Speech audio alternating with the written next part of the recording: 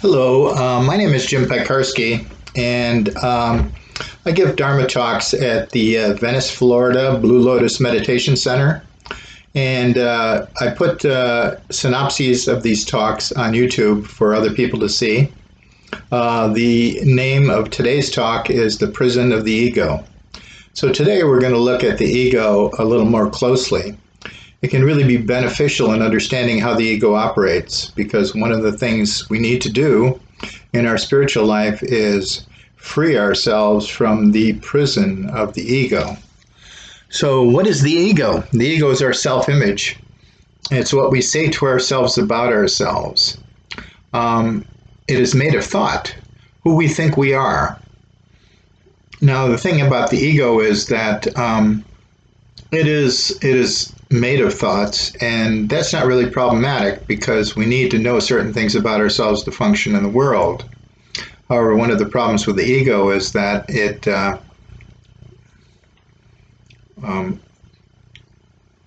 we don't see it as just a functional thing that we have created in thought. We start believing in it as an entity. And when we believe in it as an entity, then all kinds of difficulties arise for us. As a matter of fact, it's the source of our suffering. So the first step is we really have to understand how thought misleads us, because we become aware of our thoughts and other mental events that we have, like emotions and beliefs and habitual reactions and things like that. Thought is the basis of all these. It's the basis of the ego. And it's very important to understand that thought is a secondary symbolic system. It's not the truth itself. It points to the truth. So if I say the sun is bright today, you have no idea if I'm telling you the truth until you open the window and see if that's true. So the sun can point, the thought can point to truth, but it is not truth itself. It's always a step away from truth. It's a symbolic system. Unfortunately, many people just live in their thoughts, and they live in their thoughts and they hardly ever focus on direct experience, because direct experience is where the truth lies. So we always have to check out our experience. We have to really make sure that thought is aligned with our experience. So most people are involved in their thoughts all day long. And one of the methods that Buddhism has developed to help with this is something called mindfulness.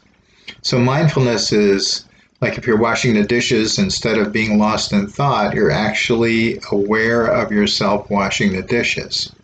So instead of being lost in the secondary symbolic system of thought, you are directly involved with your experience right there then. So in a sense, you are more in touch with reality. So people normally just go from one thought to the other. They believe all their thoughts. They actually replace direct experience with a world of thought. All their thoughts about themselves and others, and all the thoughts that other people have told them, they lose the capacity to be in touch with reality. As people lose the capacity to be in touch with the reality, they suffer greatly. I'm not talking about mental illness here. I'm talking about the general illness that is a part and parcel of our modern problem. It's not even modern. It's always been here. So mindfulness trains us to pay attention to our immediate experience. So the more we practice mindfulness, the less we are involved in thought, and the more we are involved in the direct experience of whatever's happening in the moment. So thought is basically the source of our suffering. It's a source of our suffering because it's the only place that delusion can be. Buddhism says that delusion is the source of our suffering. Delusion basically means wrong thinking. It means having wrong ideas about what's true and what isn't true. That's delusion. So thought is the source of our suffering. It's not all thought, it's thought that is deluded. So the first thing we need to do to be able to free ourselves from thought is we have to notice our thoughts.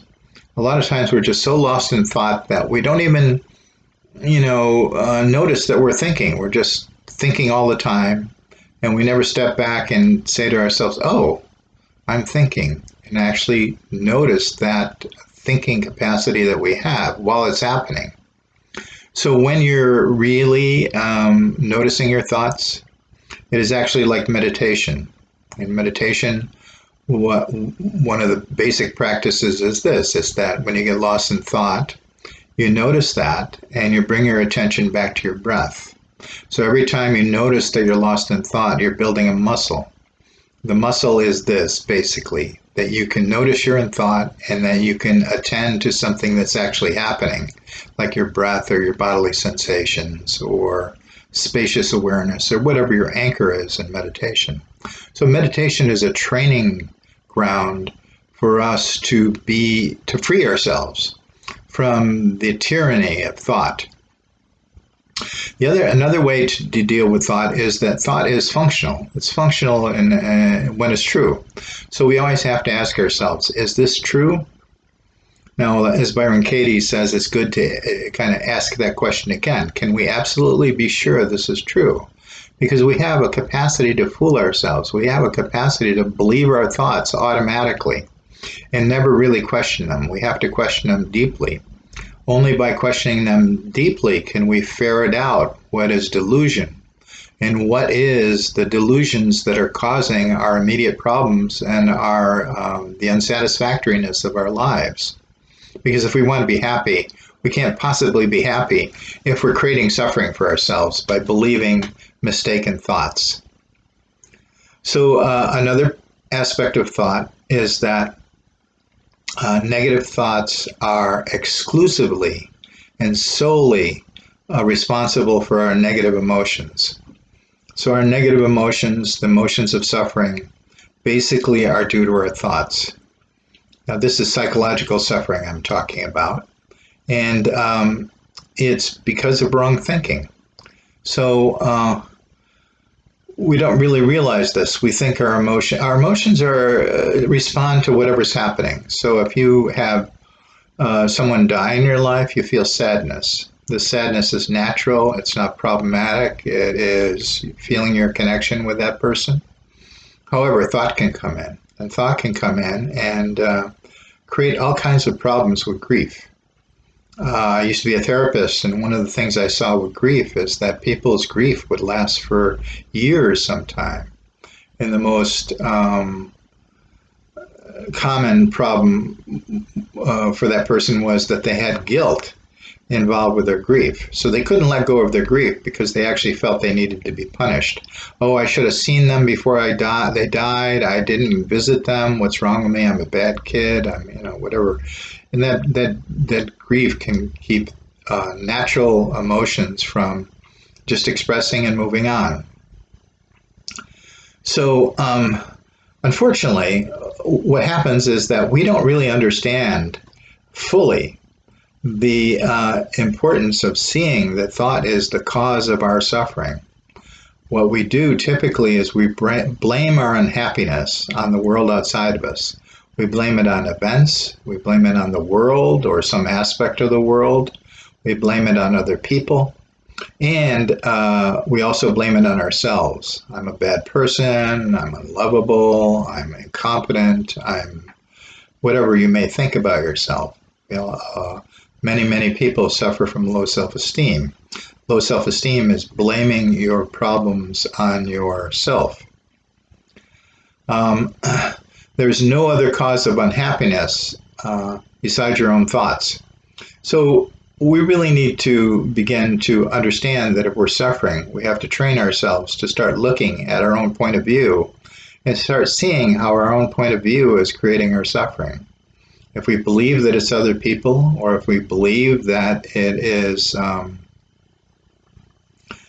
the world or ourselves, we're really blaming the wrong thing. What we need to blame, if blame is the correct word, we hold responsible is our own thinking. And we see that we're thinking in a negative way that's creating the negative feeling, the negative mood, the negative experience. So if we can train ourselves to do this, then what happens is that we immediately move toward the solution rather than just creating more stress and and happiness for ourselves. Because when we blame the wrong thing, what happens is we're just, upset with the world or upset with other people or upset with ourselves, and we're really not fixing anything. We're just making the problem worse. So training ourselves to do this. Every time you find yourself unhappy, ask yourself, how am I thinking? What is my point of view that is creating this unhappiness? This is an incredibly important skill to have. If you have that skill, what happens is you can find your way out of unhappiness extremely quickly. As a matter of fact, as you get better in questioning your own thinking, you may find that you don't even go there anymore. You don't even go into these places because you've seen that they're untrue. And once you see they're untrue, they just don't have an effect on you. They don't grab you anymore. The other thing about thought is that thought is extremely impermanent. So a thought is one of the most ephemeral things there is. It just comes and it goes. It comes and goes and faster than just about anything else in life. It's like, okay, I can look at this room. Someday this room is going to be done with, maybe in a century, I don't know. But thought, it can be like that. It's just boom. You think something and then it's gone. So really, to keep thought going, what we have to do is we have to resurrect thoughts over and over and over again. So if I have a negative thought, like say I have low self-esteem and I say, oh God, Jim, you're such a loser, then I have to think about that. I have to keep thinking about that over and over again. And when I think about that over and over again, I create kind of subconscious belief that kind of operates in the background and brings it up over and over again.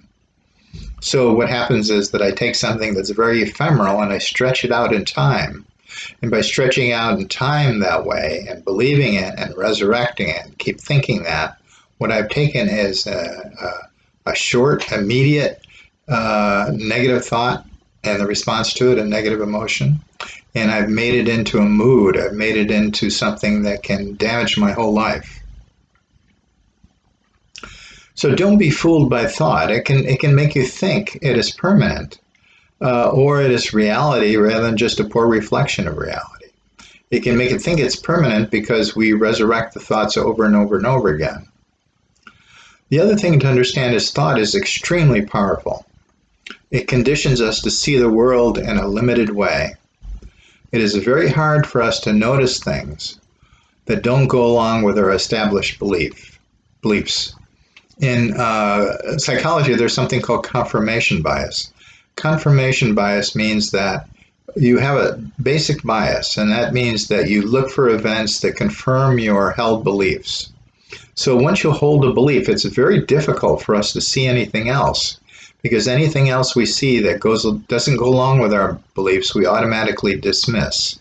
And anything we see that goes along with our beliefs, even if it's untrue, we tend to accept. You see this in politics, particularly now when people are so,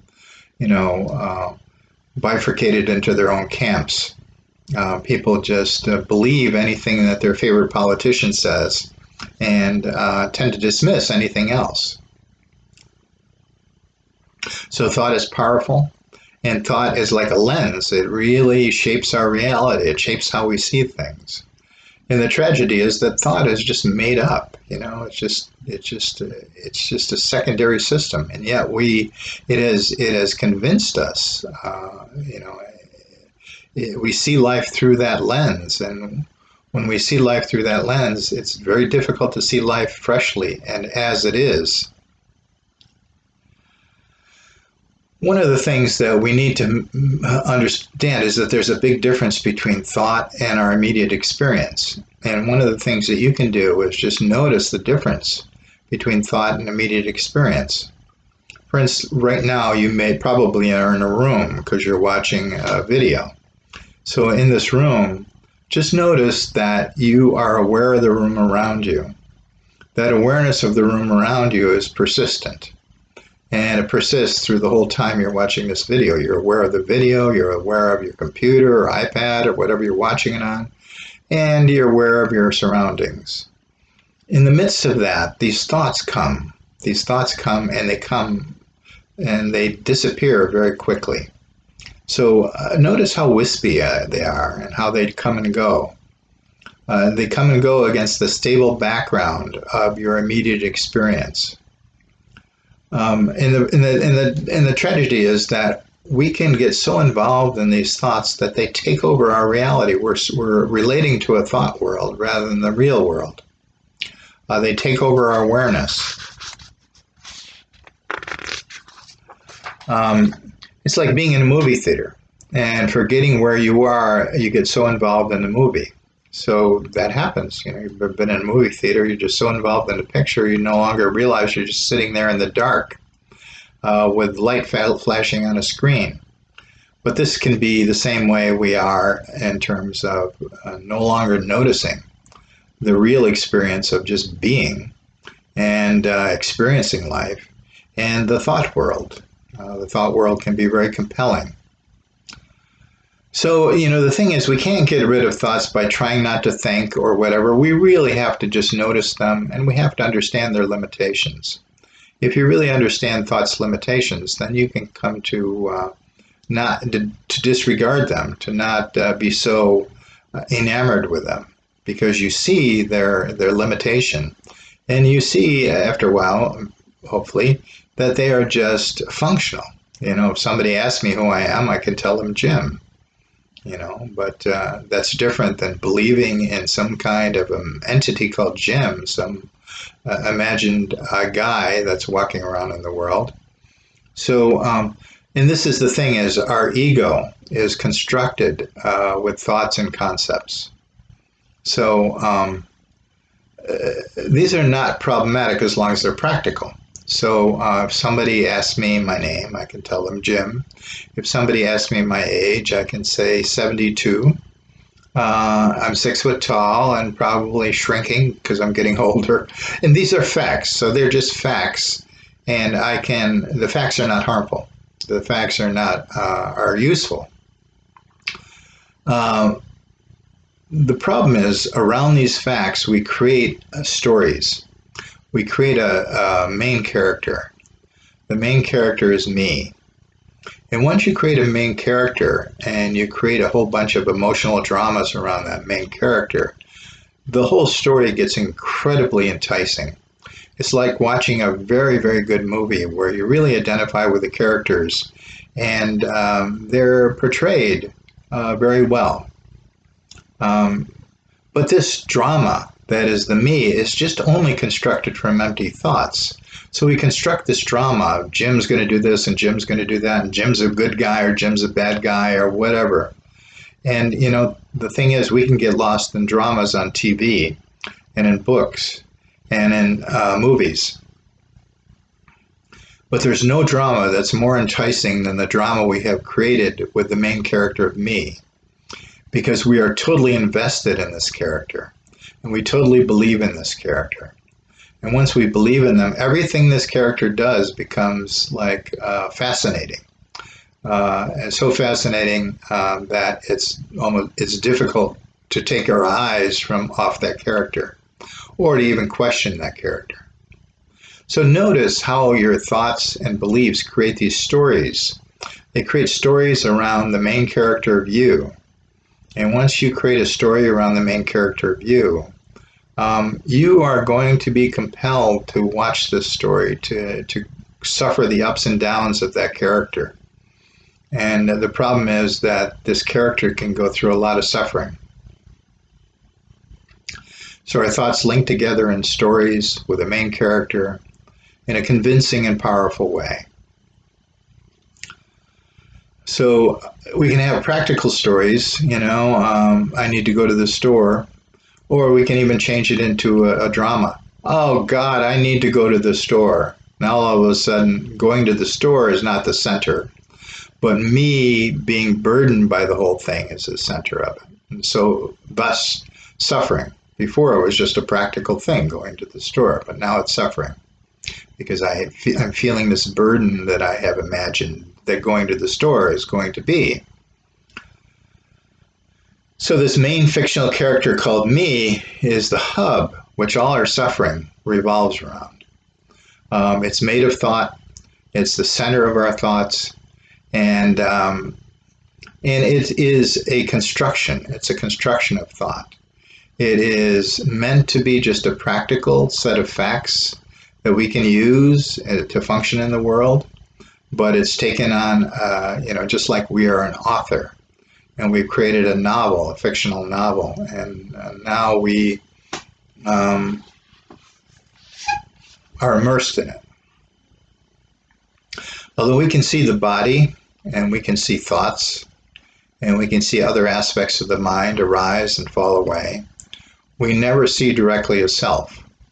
The self is abstract. It's made up of thoughts and images.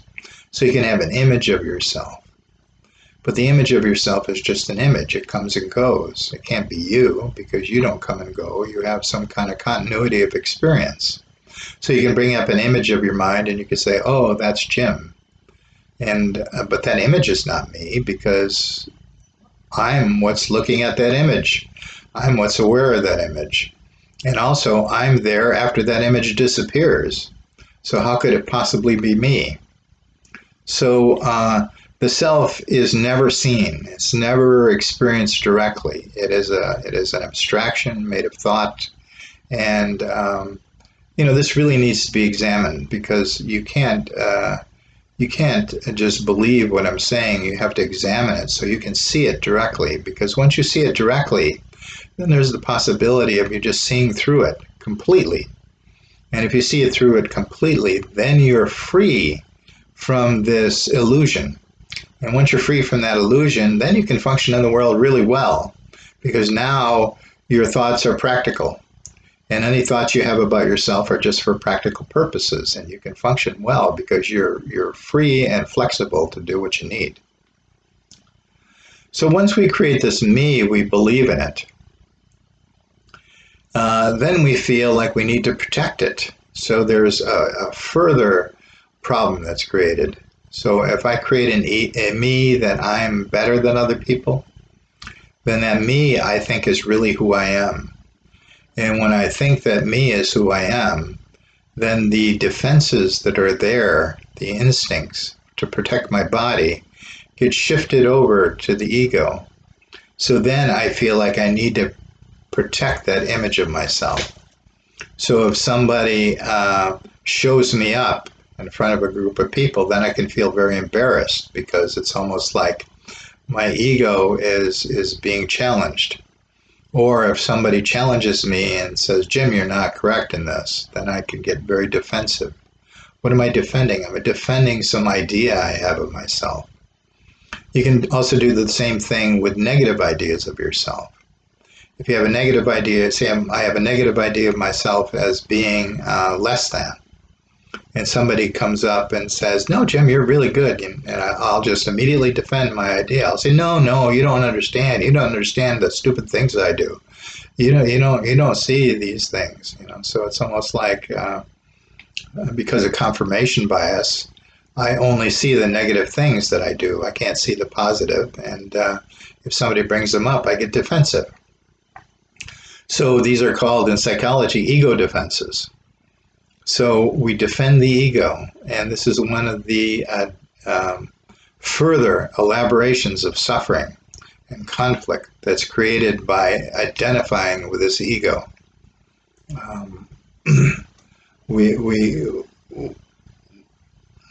We get involved in first in negative thinking, and then in ego with a story that's fascinating, and then we get a defensive. And we also get confirmation bias, where we just have to believe things that go along with our beliefs about ourselves. We can only see those things that go along with those beliefs. So the ego really starts from thought and is created in thought, and we really need to see what it is, because if we see what it is, we can free ourselves from that. In contrast to thought and the ego, there is the world of direct experience. Now, the world of direct experience is perceived as a wholeness. It's just like I'm in this room, and direct experience is just my experience of this room and the light in it and everything else, my body, my breath, everything else. So this wholeness is kind of a sacred wholeness. It's only broken down once you involve yourself with thought. So if I involve myself with thought, what I do is I name a computer, I name that statue in the back on the bookshelf as a Buddha, I name that mirror on the side of me, and I divide the world up into many things. This division occurs because I name things, which is a function of thought. But before I name things, everything is a wholeness. So thought comes in and separates things. Things are distinguished through thought, and even inner and outer, you and me, all these things are distinguished by thought. Otherwise, we just experience wholeness. So this direct experience is very important, and we lose touch with it. And it's really important to regain an experience, an awareness of direct experience. If we regain this experience, then it's almost like there's peace there. There's peace there because we're not upsetting our wholeness with all kinds of delusional thoughts. We don't have, there's no me there. It's just experiencing in general. And we can also use direct experience to verify, to make sure our thoughts are true. When our thoughts are true, they become functional. When they're not true, they create suffering. Or they create dysfunction. It may not even be suffering. You just can't do things as functionally. The thing about direct experience is that direct experience doesn't come and go like thoughts. So right now you're experiencing, you're aware, you're awareing, you're involved in direct experience, and that direct experience is constant. It's always there. It's always there because you're in this room the whole time you've been listening to this video. Your awareness has been there, taking it all in. Your awareness has been taking the room in. You're in. The awareness is taking my words in. The awareness is taking your thoughts in. Awareness is always operating. When you leave, when this video is over and you leave the room, awareness continues. So awareness does not come and go. Awareness is the only thing in this world that doesn't come and go. And the reason that it doesn't come and go, it's not a thing. Awareness is that in which all things arise. And because that is that in which all things arise, it doesn't have the characteristics of things. One of the characteristics of all things is that they come and go. They're impermanent. Even the sun will die someday. It'll become a cold, whatever it turns into. So just about all spiritual experiences help us pay attention to our direct experience and help free us from the being so enamored with thought. So one of the main techniques is just to be able to notice what is direct experience and contemplate that, to just attend to it. Because, we experience it all day long, and a lot of times we're in it, and it just feels peaceful when we're in it, but we don't even realize we're in it. We're like just waiting for the next thought to occur.